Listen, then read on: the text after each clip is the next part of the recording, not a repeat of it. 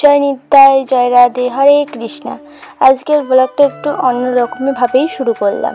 এখন যাচ্ছি আমরা নবদ্বীপে, আর দিনটা ছিল 13ই ফেব্রুয়ারি। আমরা নবদ্বীপে চলে এসেছি, আর এইটা হচ্ছে আমাদের আদি বাড়ি।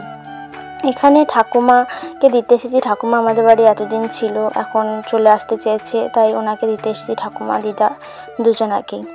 তো ঠাকুমা ওখানে ওনার ব্যাগ রাখার পরে আমাদের সাথেই চললো দিদার বাড়ি। তো দিদাকে এখন চললাম দিদার বাড়িতে দিতে। ওনারা ওখানে যাচ্ছে আমার সাথে, ঠাকুমা আরও আমি, বাপি, মা, দাদা সবাই মিলে আজকে আমরা মন্ত্র নেব। হ্যাঁ, আমরা দীক্ষা নেব, আমাদের গুরুবাড়ি যেখানে সেখান থেকে নেব। তো প্রথমে আমরা দিদার বাড়িতে দিদাকে রেখে দিদা, আমি, ঠাকুমা সবাই মিলে এখন গঙ্গায় স্নান করতে চলে এসেছি। পোড়াঘাটে স্নান করতে চলে এসেছি।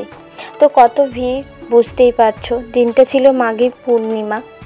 এই দিনকে নাকি মহাকুম্ভ মেলার একটা স্নান করলে কোনো পুণ্য হবে শুনেছি। তো অনেকেই সেরকম স্নান করতে এসছে, আর আমরা দীক্ষা নেব বলে তার জন্য আরও গঙ্গা স্নান করতে এসেছি।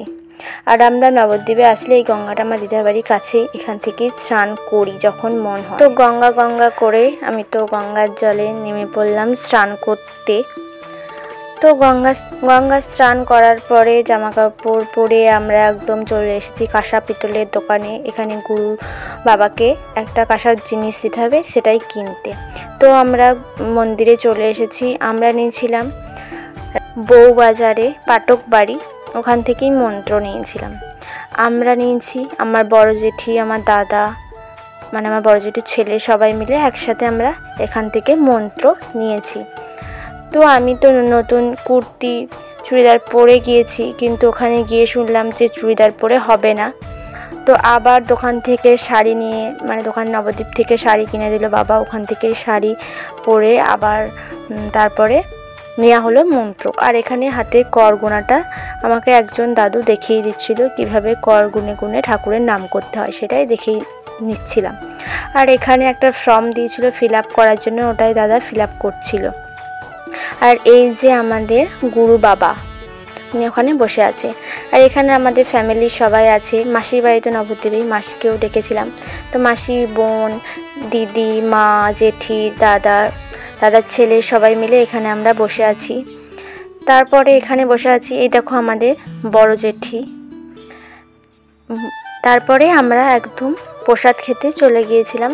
এখানে দিয়েছিল সব কিছুই, অন্ন সব প্রসাদ দিয়েছিল। খাওয়া দাওয়ার পরে এখান থেকে চলে এসেছিলাম একদম পোড়ামাতলায়, কিছু জিনিস কেনাকাটির ছিল সেটাই কিনতে।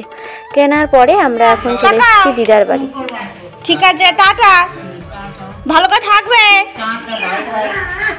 মন খারাপ করবে না। আর বাড়িতে এখন চলে যাচ্ছে। আর দিদা দেখো দাঁড়িয়ে কাঁদছে, এতদিন ছিল দিদার মন খারাপ করছে, তার জন্য দিদা কান্নাকাটি করছে। তারপর ওই দিক থেকে ঠাকুমাকে আমরা নামিয়ে দেবো। ঠাকুমা এই দেখো, আমারও খুব মনটা খারাপ করছে, ওনারা সবাই চলে যাচ্ছে বাড়ি। তো ভিডিওটা আমি এখানেই এন্ড করছি। তোমাদের ভালো লাগলে অবশ্যই লাইক, কমেন্ট অ্যান্ড সাবস্ক্রাইব করে দেবে চ্যানেলটিকে। দেখা হচ্ছে নেক্সট ব্লগে। ততক্ষণ ভালো থেকো, সুস্থ থেকো, সাবধানে থেকো, টাটা।